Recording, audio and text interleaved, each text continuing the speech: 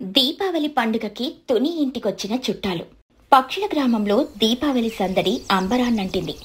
ఊరంతా దీపాల వెలుగులతో, పిండి వంటల సువాసనలతో నిండిపోయింది. తుని పిచ్చుక ఇల్లైతే ఒక చిన్న పెళ్లి ఇల్లులా కలకలలాడుతోంది. తుని తన కూతురు బుజ్జి పిచ్చుక కలిసి ఇల్లంతా శుభ్రం చేసి రంగురంగుల ముగ్గులతో, మామిడి తోరణాలతో అలంకరించారు. వంటగది నుండైతే అరిసెల పాకం, కజ్జికాయల వాసన ఊరంతా వ్యాపిస్తోంది. ఈరోజు మన ఇల్లు ఎంత బాగుందో, స్వర్గంలా ఉంది. తుని పిచ్చుక నవ్వుతూ, పండుగంటే అంతే ఉంటుంది కదా బుజ్జి. సాయంత్రం అందరం కలిసి లక్ష్మీ పూజ చేసుకుని దీపాలు వెలిగించి హాయిగా పిండి వంటల్ని తిందాం. ఇలా వాళ్ళిద్దరూ సంతోషంగా పనుల్లో మునిగి ఉండగా వాళ్ల ఇంటి ముందు ఒక పెద్ద టాంగా బండొచ్చి ఆగింది. దానిలో నుండి ఎవరూ ఊహించని అతిథులు దిగారు. సాక్షాత్తు చిచ్చుకాకి, తన కొడుకు చిన్ను, వాళ్లతో పాటు చిచ్చు చెల్లెలు లూసీ పావురం, ఆమె 2 పిల్లలు. వాళ్ల చేతుల్లో బట్టల సంచులు తప్ప ఒక్క పండు, పూలు కూడా లేవు. తుని, బుజ్జి వాళ్ళని చూసి ఆశ్చర్యపోయారు. అరే చిచ్చు, లూసీ, మీరేంటి ఇలా చెప్పా పెట్టకుండొచ్చారు? దారి తప్పొచ్చారా లేక మా మీద దండయాత్రకొచ్చారా? చిచ్చుకాకి గొప్పగా నటిస్తూ, దండయాత్ర కాదేతోనే, అనుబంధ యాత్ర. పండగంటే అందరం కలిసి చేసుకోవాలి కదా, నీకు సర్ప్రైజ్ ఇద్దామని ఇలా వచ్చేసాం. ఎలా ఉంది నా సర్ప్రైజ్ అంటూ తునిని కౌగిలించుకుపోయింది. తునికి మాత్రం అది సర్ప్రైజ్ కన్నా పెద్ద షాక్లా అనిపించింది. అయ్యో, నా నెల రోజుల బడ్జెట్కి పెద్ద గండి పడేలా ఉందే అని మనసులో అనుకుంది. అవును తుని, అక్క చెప్పింది నిజమే. పండుగ రోజు నువ్వు ఒక్కదానివే ఎంత కష్టపడతావు? నీకు సాయం చేద్దామనే వచ్చాం. సాయం చేయడానికా లేక చేసినవి తినడానికా అని తుని మనసులో మరో ప్రశ్న మెదిలింది. చిన్నుకాకి బుజ్జిని చూసి, హాయ్ బుజ్జి, మేం దీపావళికి మీ ఇంటికి వచ్చేసాం. మా అమ్మ చెప్పింది మీ ఇంట్లో అయితే చాలా రకాల స్వీట్లుంటాయని. ఆ మాట వినగానే చిచ్చుకాకి చిన్నుని గట్టిగా గిల్లింది. ఒరేయ్, నేనలా ఎప్పుడు చెప్పాన్రా, నెమ్మదిగా ఉండు అని మెల్లిగా అంది. తుని పిచ్చుక తన ఆలోచనలను పక్కన పెట్టి నవ్వుతూ, రండి రండి, లోపలికి రండి, మీరు రావడమే మాకు పెద్ద పండుగ అని వాళ్ళందర్నీ ప్రేమగా లోపలికి ఆహ్వానించింది. లోపలికి అడుగు పెట్టగానే చిచ్చుకాకి తన సూపర్వైజర్ అవతారం ఎత్తింది. చిచ్చుకాకి ఇల్లంతా కలయ చూస్తూ, తులి, ఇల్లు బాగానే సర్దావు, కానీ ఆ ముగ్గులో రంగులు కొంచెం డల్గా ఉన్నాయి. నేను వేసుంటేనా ఇంద్రధనుస్సు సిగ్గుపడాల్సిందే. అయినా నువ్వేం కంగారు పడకలే, నేను సలహాలు ఇవ్వడానికి ఉన్నాను కదా. అవును తుని, వంటగదిలో కూడా మేమున్నామని ధైర్యంగా ఉండు. ఏది ఎక్కడుందో చెబితే చాలు, మేమంతా చూసుకుంటాం. వాళ్ళు చెప్పిన సాయమేంటో తునికి కొద్దిసేపటికే అర్థమైంది. చిచ్చుకాకి హాల్లో ఒక కుర్చీ వేసుకుని కూర్చొని అక్కడ్నుండే ఆదేశాలివ్వడం మొదలుపెట్టింది. తుని, ఆ అరిసెలు మరీ నల్లగా వేయించకో, నాకు కొంచెం తెల్లగా ఉంటేనే ఇష్టం. ఆ లడ్డూలో జీడిపప్పులు తక్కువగా ఉన్నాయేమో చూడ. నాకేమో ప్రతి ముద్దలోనూ ఒక పప్పు తగలాలి. లూసీ పావురం వంటగదిలో నిలబడి అటూ ఇటూ చూస్తూ, తుని, ఈ కజ్జికాయలు నువ్వు చేత్తో చుట్టావా? మా పట్నంలో అయితే మిషన్లొచ్చాయి. పని ఎంత తేలికో తెలుసా? ఆయన పర్లేదులే, నేను రుచి చూసి ఎలా ఉన్నాయో చెబుతానుగా అంటూ ఒకటి నోట్లో వేసుకుంది. వాళ్ళ మాటల్ని వింటూ తుని నవ్వుకుంటూ తన పని తను చేసుకుపోతూ ఉంది. ఇక పిల్లల గోల మరో స్థాయిలో ఉంది. బుజ్జి, మీ ఇంట్లో వీడియో గేమ్ ఉందో? లేదురా, కానీ మన దగ్గర చిచ్చుపుట్లు, కాకరపు ఒత్తులు ఉన్నాయి. సాయంత్రం వెలికిద్దాం. మాకవేమి వద్దు, మాకు పెద్ద పెద్ద రాకెట్లు కావాలి. అవి ఆకాశంలోకి వెళ్లి రంగురంగులుగా పేలాలి. అయ్యో పిల్లలు, మనది చిన్న గ్రామం కదా, ఇక్కడ అలాంటివి అమ్మరు. చిచ్చుకాకి కుర్చీలో నుండి, చూసావతని, పిల్లలు చిన్న కోరిక కూడా తీర్చలేకపోతున్నావు. నేనైతే మా చిన్ను అడిగింది ఏదైనా క్షణాల్లో తెచ్చిస్తాను, అంటే డబ్బులున్నప్పుడు. తుని నవ్వుతూ, పర్లేదులే చిచ్చు, మన దగ్గర ఉన్న వాటితోనే సంతోషంగా పండుగ చేసుకుందాం. మధ్యాహ్నానికి తుని రకరకాల పిండి వంటలు చేసి ఒక పెద్ద బల్ల మీద అందంగా సర్దింది. వాటిని చూడగానే చుట్టాల కళ్ళు మెరిశాయి. అబ్బా, ఎన్ని రకాలో! తుని, నువ్వు నిజంగా అన్నపూర్ణవి. అన్నీ బాగానే ఉన్నాయి, కానీ నా రుచికి సరిపోతాయో లేదో చూడాలి అంటూ ఒక అరిసెను తీసుకుని కొరికింది. పర్లేదు పర్లేదు, ఇంకొంచెం పాకం పట్టుంటే నా స్మెల్ కి సరిపోయేది అంటూనే ఎవరికీ తెలియకుండా తన సంచిలో కొన్ని అరిసెలు, కజ్జికాయలు వేసుకోవడం మొదలుపెట్టింది. అది గమనించిన చిన్ను, అమ్మో, నాకు కొన్ని దోచిపెట్టు అని అన్నాడు. తుని అదంతా చూస్తున్నా ఏమీ అనకుండా నవ్వుకుంది. అప్పుడే బుజ్జిపిచ్చుక వంటగదిలోకొచ్చింది. చిచ్చు అత్త, ఏం చేస్తున్నావు? సంచిలో ఏం పెట్టు? చిచ్చుకాకి ఉలిక్కిపడి సంచిని వెనక్కి దాస్తూ అదేం లేదులే బుజ్జే, ఈ సంచిలో పాత బట్టలున్నాయి, దానం చేద్దామని. అవునా? కానీ కమ్మటి అరిసెల వాసన వస్తుంది. అదే అదే నేను వేసుకున్న కొత్త సెంటు వాసనలే, అన్ను వెళ్ళాడుకో అని బుజ్జిని అక్కడి నుండి పంపించేసింది. సాయంత్రం అయ్యింది. లక్ష్మీ పూజకు అంతా సిద్ధమైంది. తుని అందరికీ కొత్త ప్రమిదలు, వత్తులు, నూనె ఇచ్చింది. పదండి, అందరం కలిసి మన ఇళ్లంతా, మన వీధంతా దీపాలు వెలిగిద్దాం. అయ్యయ్యో, ఇన్ని దీపాలా? ఎంత నూనె దండగా! ఒక్కో దీపానికి బదులుగా మనం ఒక్కో పెద్ద కొవ్వెత్తి వెలిగిస్తే సరిపోతుంది కదా. పొదుపుగా ఉంటుంది, వెలుగుకు వెలుగుకు ఉంటుంది. దీపాలంటేనే దీపాల వరుస చిచ్చు, సాంప్రదాయాన్ని పాటించాలి కదా. సరేలే, నీ ఆనందం కోసం వెలిగిస్తున్నాను, కానీ ఈ నూనె ఖర్చు నా ఖాతాలో వెయ్యకే అంటూ గొనుక్కుంటూ ఒక ప్రమిదను తీసుకుంది. అందరూ దీపాలు వెలిగిస్తుంటే చిచ్చు మాత్రం ఒక వింత పని చేసింది. తాను ఒకే ప్రమిదలో 2 వత్తులు వేసి, చూసారా నా తెలివి, ఒకే దీపం 2 రెట్ల వెలుగు, డబల్ ధమాకా అని గొప్పగా చెప్పింది. అందరూ కలిసి లక్ష్మీ పూజను భక్తితో పూర్తి చేశారు. తరువాత పిల్లలందరూ బయట ఆనందంగా ఆడుకుంటున్నారు.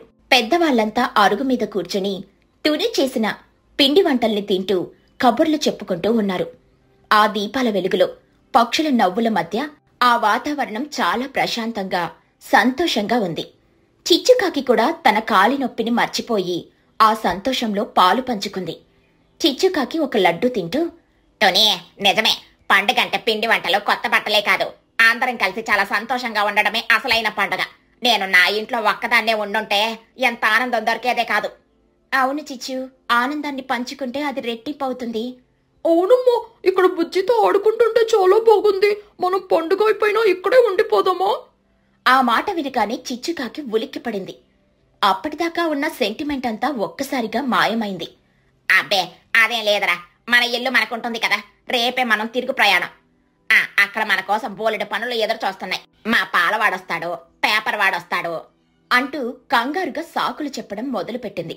ఆమె కంగారు చూసి తుని, అక్కడికొచ్చిన మహీగ్రద్ద, చోటు చిలుక అందరూ గట్టిగా నవ్వేశారు. ఆ దీపావళి వాళ్ళందరికీ వెలుగుతో పాటు పంచుకోవడంలో ఉన్న ఆనందాన్ని కూడా నేర్పించింది. పక్షుల గ్రామంలోని స్నేహితులంతా ఒకరోజు సాయంత్రం సరదాగా తుని పిచ్చుక ఇంటి దగ్గర కలిశారు. చిచ్చుకాకి, చోటు చిలుక, మహీగ్రద్ద, లూసీ పావురం, కుహుబాతు అందరూ ఉన్నారు. పగలంతా వ్యవసాయం చేసి అలసిపోయిన వారికి సాయంత్రం కలిసి కబుర్లు చెప్పుకోవడం పెద్ద విశ్రాంతి. చిచ్చుకాకి నిట్టూర్చి, అబ్బబ్బబ్బా, ఈ వ్యవసాయం దండగా, చేతులు కాళ్ళు నొప్పులు, అసలు వ్యవసాయం మానేసి హాయిగా పడుకోవాలని అనిపిస్తుంది. తుని, నీ పులిహోర వాసన ఎంత బాగుందో, త్వరగా పెట్టు, లేదంటే నా ప్రాణం పోతుంది. ఆగు చిచ్చు, తొందరపడకు, ఇప్పుడే పులిహోర, గారెలు వేడివేడిగా సిద్ధం చేస్తున్నాను. ఈలోపు మహి, నువ్వేమైనా కబుర్లు చెప్పు. వ్యవసాయం మానేస్తే ఎలా చిచ్చు? అప్పుడు ఆహారం ఎక్కడ దొరుకుతుంది? నిజమే తుని, చిచ్చు ఎప్పుడు ఇంతే, కష్టం రాగానే గొడవ పెడుతుంది. ఈ రోజు నేను పట్నం వైపు వెళ్ళొచ్చాను. అక్కడ వెదురు పొంగల చికెన్ అని కొత్తగా అమ్ముతున్నారు. దాని గురించి ఎంతమంది మాట్లాడుకుంటున్నారో తెలుసా? వెదురు పొంగల చికెనా? అదేంటో వింతగా ఉంది. మన ఊర్లో కోళ్లున్నా ఆ వెదురు పొంగలు ఎక్కడ దొరుకుతాయి? అదేంటి చూడు, మన పొలాల పక్కనే వెదురు చెట్లు బోలెడన్ని ఉన్నాయి కదా. కానీ చికెన్ ను వెదురు బొంగులో పెట్టి వండడం అంటే చాలా సమయం పడుతుంది, పని కూడా ఎక్కువే. కుహు చెప్పింది నిజమే, అది చాలా సమయం తీసుకునే వంటకం. సరే, అందరూ పులిహోర తినండి. తిని శక్తి తెచ్చుకుంటే రేపు పొలంలో పని చెయ్యొచ్చు. అందరూ కలిసి భోజనం చేశారు. ఆ తర్వాత తుని తన కూతురు బుజ్జి పిచ్చుకతో, చిచ్చుకాకి తన కొడుకు చిన్ను కాకితో, చోటు చిలుక తన కొడుకు బన్ను చిలుకతో ఇంటికి బయలుదేరారు.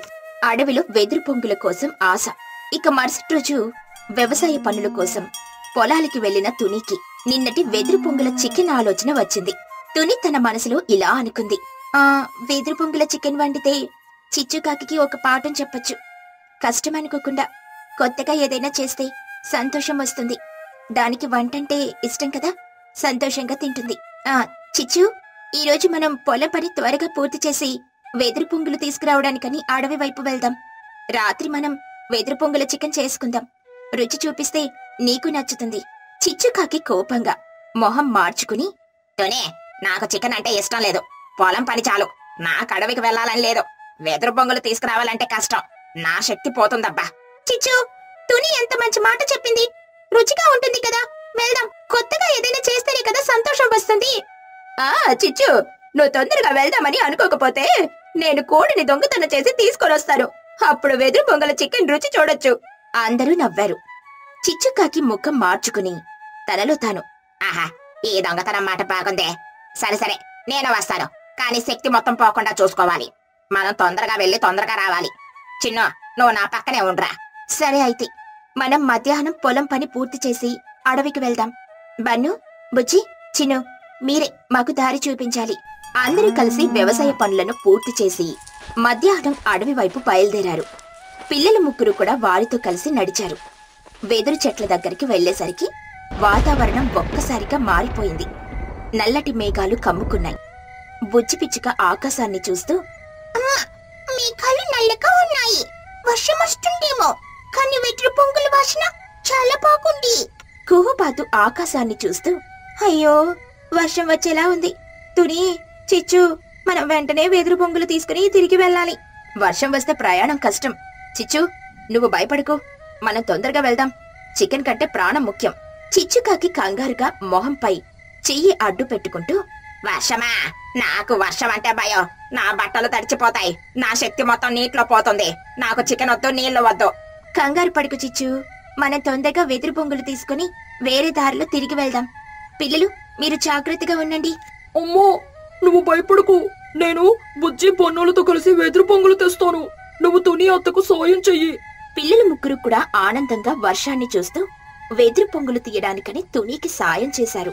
వెదురు పొంగులు తీసుకుని వారు ఊరి వైపు తిరిగి వెళ్తూ ఉండగా వర్షం భారీగా మొదలైంది. ఉరుములు మెరుపులు భయంకరంగా వస్తున్నాయి. వారు ఊరికి చేరుకోలేకపోయారు.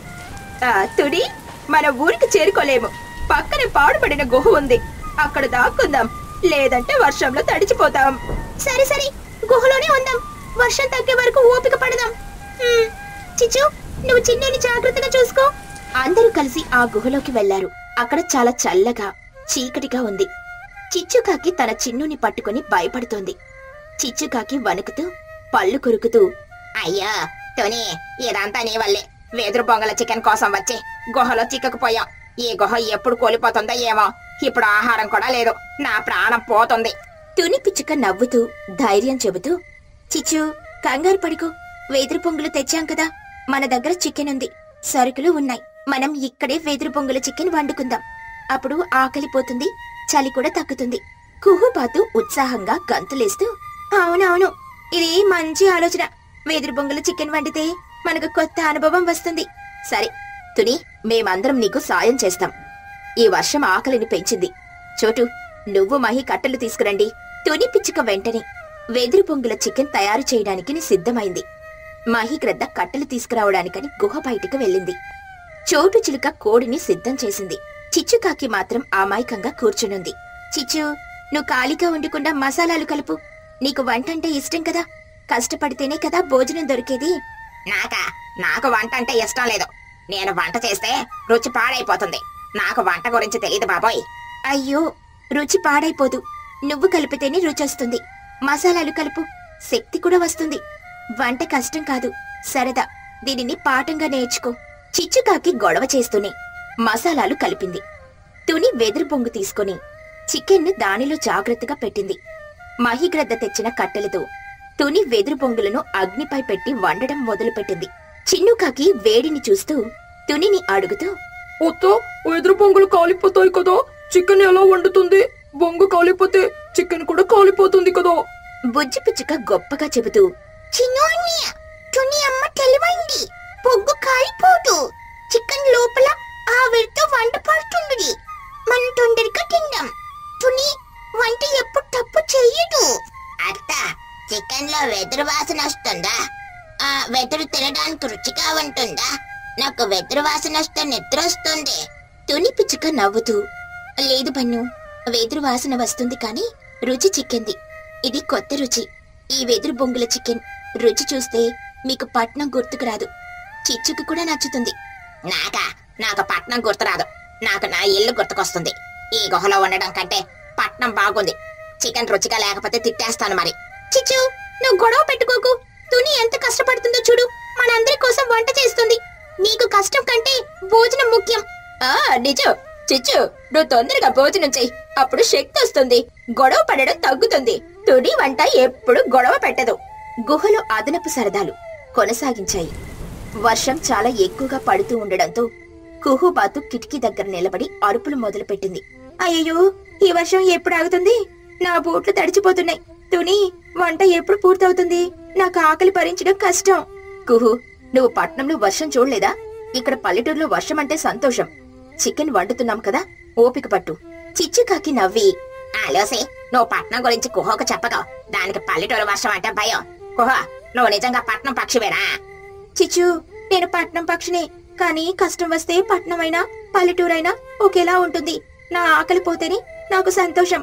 సరే సరే చిచ్చు, కుహు, గొడవ పడకండి, ఆపండి. వంట సగం పూర్తయింది. పిల్లలు, మీకు ఆకలిగా ఉంటే పులిహోర ఉంది, తినండి. చికెన్ వండడానికి ఇంకా కొంత సమయం పడుతుంది.